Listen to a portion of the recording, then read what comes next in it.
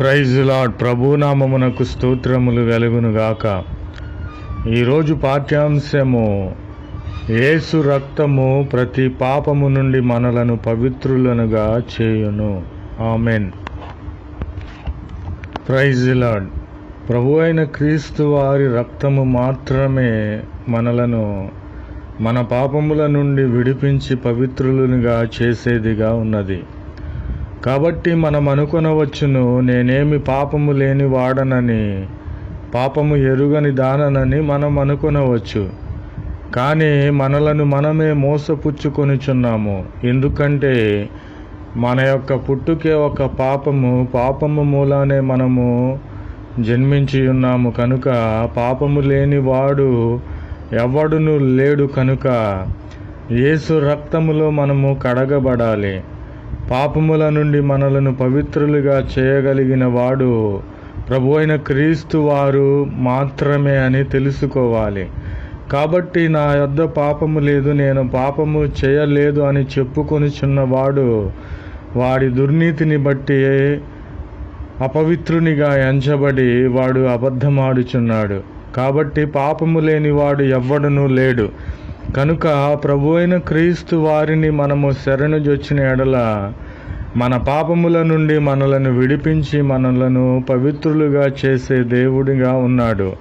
యేసు రక్తములో అంత స్వస్థత ఉన్నది. యేసు రక్తములో పరిశుద్ధత ఉన్నది గనుక అట్టి యేసు రక్తములో మనలను కడగాలని, పవిత్రులుగా చేయాలని ప్రభు అయిన క్రీస్తు వారు కోరుకొనుచున్నారు. కాబట్టి ఇప్పుడే మన పాపములను ఒప్పుకొని పవిత్రులనుగా చేసుకోవాలని ప్రభువు పేరట నేను మనవి చేయుచున్నాను. ఆమెన్. ప్రభు అయిన క్రీస్తు వారు తెలియపరచుచున్నారు, నా శరీరము నిజమైన ఆహారమును, నా రక్తము నిజమైన పానమునై ఉన్నది. కాబట్టి ప్రభు అయిన క్రీస్తు వారి శరీరమును మనము ఆహారముగా తీసుకోవాలి. ఆయన రక్తమును మనము తీసుకొనాలి. ఇది ఏమిటి? ఇది విచిత్రముగా ఉన్నది.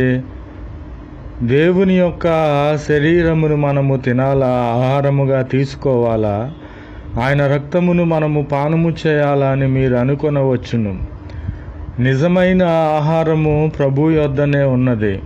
శరీరము అనగా దేవుని వాక్యము, రక్తము అనగా జీవ జలముల ఊట అయిన ఆయన యొద్దకు మనము వచ్చి ఉన్నాము కనుక ఆ జీవ జలములను మనకు ఇచ్చే దేవునిగా ఉన్నాడు. కాబట్టి దేవుని యొక్క శరీరమును తిని ఆయన యొక్క రక్తమును త్రాగు వానిలో దేవుడు ప్రభు అయిన క్రీస్తు వారు నిలిచి ఉంటారు.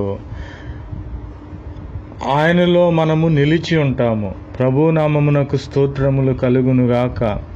ప్రభు అయిన క్రీస్తు వారి రక్తములో మనము కడగబడి ఉన్నాము కనుక ఈ లోక సంబంధమైనటువంటి వాటి వైపు మనము చూడక, లోక సంబంధమైన వాటి వైపు మనము వెళ్ళక, ఆయన యొక్క శరీరమును, వాక్యమును భుజించి దేవుని యొక్క జీవ జలముల ఊట అయిన ఆయనను మనము రుచి చూడాలని ప్రభు అయిన క్రీస్తు వారి పేరట నేను వేడుకొనిచున్నాను.